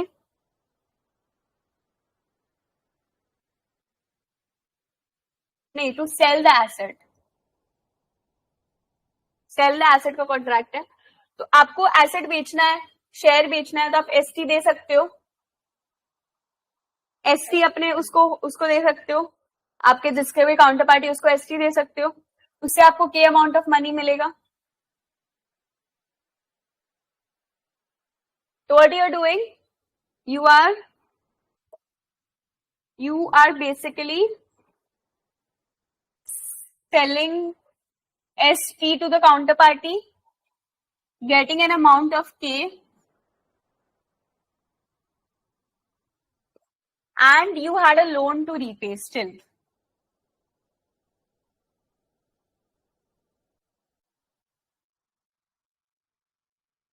से अपना ये हो गया, एस टी अपना खत्म हो गया. And what we had assume that K is equal to S naught E to power R T. तो if these two are equal, मेरे को के अमाउंट ऑफ मनी मेरे उससे मिल रहा है काउंटर पार्टी से, and if I can pay this loan, I can pay off this loan, तो मेरा क्या हो रहा है, मेरा profit is what, exactly zero, which should have been the case अगर ये दोनों अपने इक्वल अज्यूम कर रहे हैं. अगर अपने को चाहिए कि forward price this is equal to this, तो this should have been the case कि मेरा प्रॉफिट जीरो, वरना आर्बिट्राज हो जाता. अगर K would be greater than S naught E to power R T, तो आर्बिट्राज हो जाता. के उससे कम होता तब आर्बिट्राज अपॉर्चुनिटी होता. Clear? Now will discuss the case where K is greater than, मतलब अभी वी हैव प्रूव्ड कि K should be equal to S naught E to the power are t. अब इसका कॉन्ट्रडिक्शंस ले लेते हैं कि K greater than S naught E to the power are t होने से क्या होता है, and K less than S naught E to the power are t होने से क्या होता है.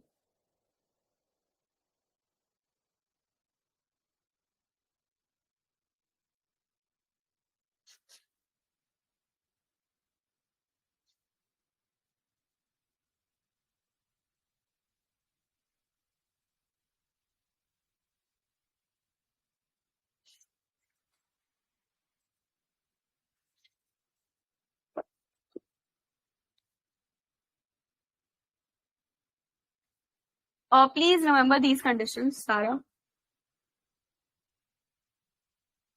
Now, when k is greater than s naught e to the power rt, अपना क्या हो रहा है? You are getting an amount of k in order to exercise the when you are exercising the forward, and आपने loan s naught e to the power rt दिया, तो आपको ये मिल रहा है. This is your inflow and this is your outflow. So you have made a positive profit. आपका initial outflow कितना था?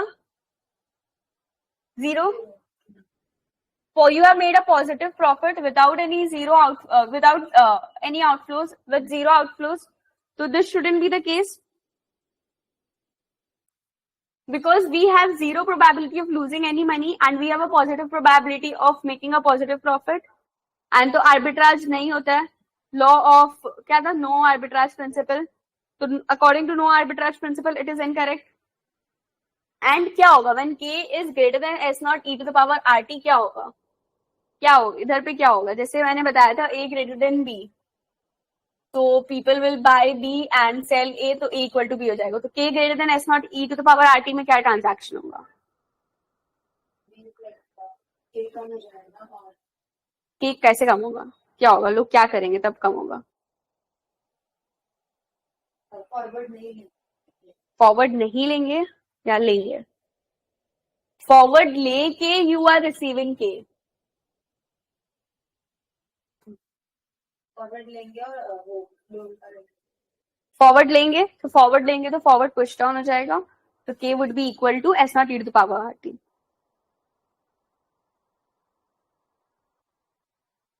And what happens when K is less than S naught E to the power R T?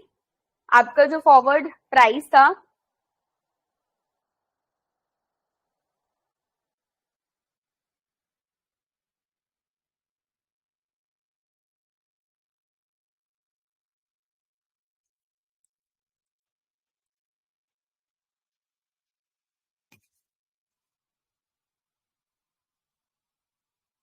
Now अभी तक अपने क्या कर रहे थे? Selling the forward contract.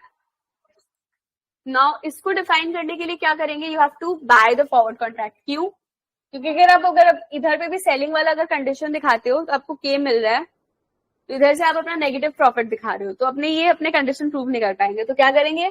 You will buy the forward contract. Buying the forward contract मतलब क्या हो गया? That after a certain time of time you will need some money to क्या buy that share. Then you will do? You will sell a share at S naught. आप एक S naught share बेचोगे and इसका जो पैसा आया, you will invest that cash. Invest at what? At a rate R. तो at time t क्या हो जाएगा? At time t आपने ये एस नॉट इन्वेस्ट किया था, तो you have a cash of what, S naught E to the power are t है आपके पास. फिर you have a forward contract and आपसे उसको शेयर लेना है, तो आप फॉरवर्ड कॉन्ट्रैक्ट को के पे करोगे, तो यू हैव टू पे यू हैव टू पे के स्ट्राइक प्राइस अपने को देना है.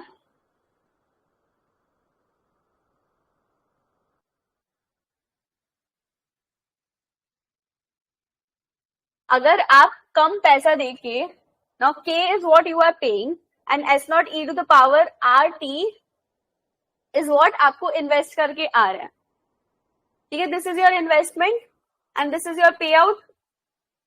तो अगर ये कंडीशन हो रहा है K is less than S naught E to the power R T, तो आप क्या करोगे? You just keep on investing and आप अपना जो भी फॉर, तो ये क्या होगा इसमें, you will keep on investing and एक पॉइंट पे ये इक्वल हो जाएगा. What you will do, you will keep on selling the shares and invest it in cash. तो k is less than s naught e to the power rt भी नहीं हो सकता, तो क्या हो सकता है, k should be equal to s naught e to the power rt. Clear everyone?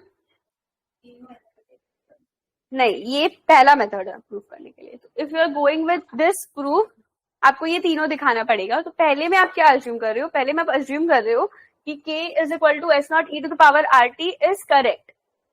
तो अजम्पशन लेके यू आर कंटिन्यूइंग. ठीक है, उसके बाद आपको कॉन्ट्रडिक्शंस भी तो दिखाना पड़ेगा ना, क्योंकि फर्स्ट में तो आपने ऑलरेडी अज्यूम कर लिया कि मेरा एक्सप्रेशन करेक्ट है.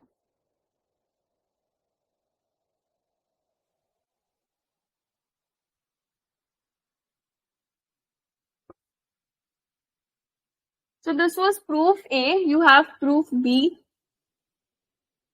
You can either proof with like this.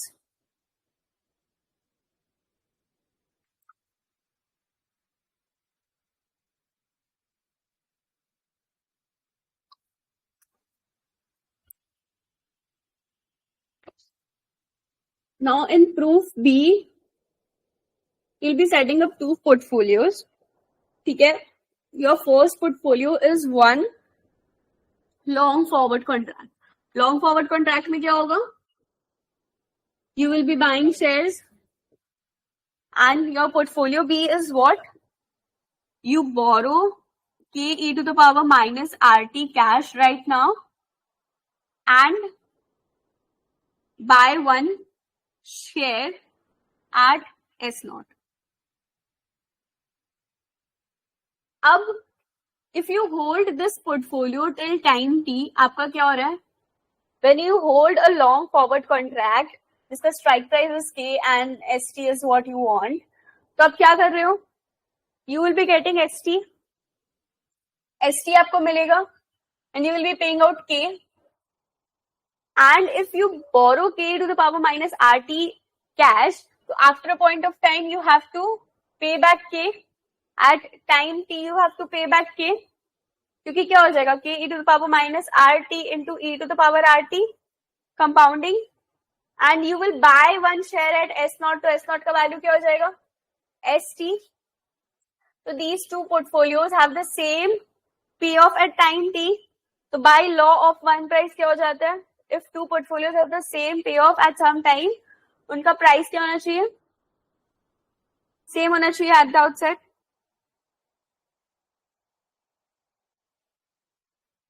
तो पोर्टफोलियो बी का वैल्यू क्या है, S naught minus, portfolio B का वैल्यू क्या है, यू बाय वन शेयर, आपके पास एक शेयर है S naught, and you borrow K E to the power minus R T, K E to the power minus R T, and इसका zero है value at the outside. Forward contract का कुछ नहीं होता. तो S naught is equal to K E to the power minus R T. इसका उल्टा अगर करना हो तो can we do, you can sell one, you can have one short forward contract. So if you're having one short forward contract, तो क्या होगा at time t, short forward contract के केस में क्या होगा, you have to sell shares, तो k minus st, and you will lend k to the power minus rt cash and you will sell one share at S naught. Just selling one share, lend k to the power minus RT, so you will get k. हाँ. So if you are lending k to the power minus RT cash, at time t you will get k, and you are selling one share at S naught. If you are selling one share at S naught, at time you are losing ST. ये दोनों का equal है. if दोनों का equal है तो same चीज, बात तो वही रहेगा कि S naught minus k to the power minus RT should be equal to 0. This is equal to this. Clear, everyone?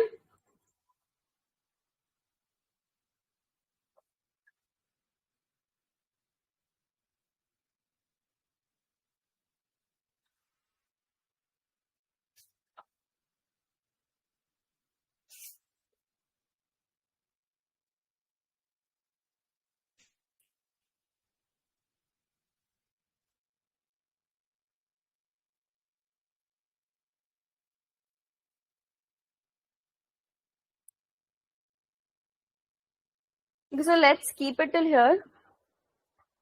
We'll continue in the next class next Saturday. Next Saturday, you guys are going to have a long class. I don't know how many guys of you will join. आज भी 3 लोगों ने join किया. Maybe it's a Sunday. I don't know the reason. Little disappointed because कल 8-9 लोग थे. So next Saturday it will be a long class. By long I mean you will have AM PM classes. So around 4 to 5 hours का class होगा. I'll give you a break in between of 30-40 minutes. Lunch break कर सकते हैं बीच में. So 30-40 minutes का we will have a break. Time I'll inform. Saturday Sunday दोनों long class होगा. Saturday mostly time यही रहेगा 3 to 8 रहेगा. Sunday would be 3 to 8. Saturday का I'll inform in the group में inform हो जाएगा, and जो भी एक gap रहेगा 30-40 minutes बीच में, so don't worry about the gap. So Sunday we will be completing, we'll try to complete 10, 11, 12. You guys can post your doubts regarding 10, 11, 12 in my personal chat. Paper B भी होगा. Paper B. Okay, you have paper B also. So we'll see the timing क्या होता है. Paper B का I can't tell क्या है. अगर group में बोला है पेपर भी होगा तो पेपर भी होना चाहिए. डोंट वरी, क्लैश नहीं होगा टाइमिंग्स, तो आपका weekend would be little dreadful. Paper B के बाद paper A. I hope you guys attend the class. Clash नहीं होगा टाइमिंग, बट अगर पेपर बी बोला गया ग्रुप में होगा तो होगा. Works. Any weekday? Are we going to have any in weekday evening? Weekday evening, it's not possible. You guys want a weekday class? It's not possible actually weekday evening. So weekends पे ही होगा. Weekday, what you can do your self studies. Weekday पे you have a target right now. You can complete derivatives, revision, solve questions, maybe try IEI PYQs as well side by side, and post your doubts in the personal chat box. Doubts साथ में कर रहे होंगे तब साथ में कर लेंगे. कुछ जैसे in case of Nayan and Vidushi also texted me some doubt in today morning. So we discussed that over the chat. थोड़ा सा doubt था. And yours doubt also I'll take up. ठीक है, अपने जो भी है अपना we'll discuss it over the personal chat. And derivatives का जो भी doubt है derivatives के class में अपने रखेंगे, तो we'll try to discuss that. Side by side start PYQs also, IEI के PYQs. So the chapters we have completed, or if you have another deadlines की पहले you will complete all the chapters, then you start PYQs, then that's a different case. But my suggestion would be that you start PYQs and give mocks. So bye. Have a happy week. Thank you for joining.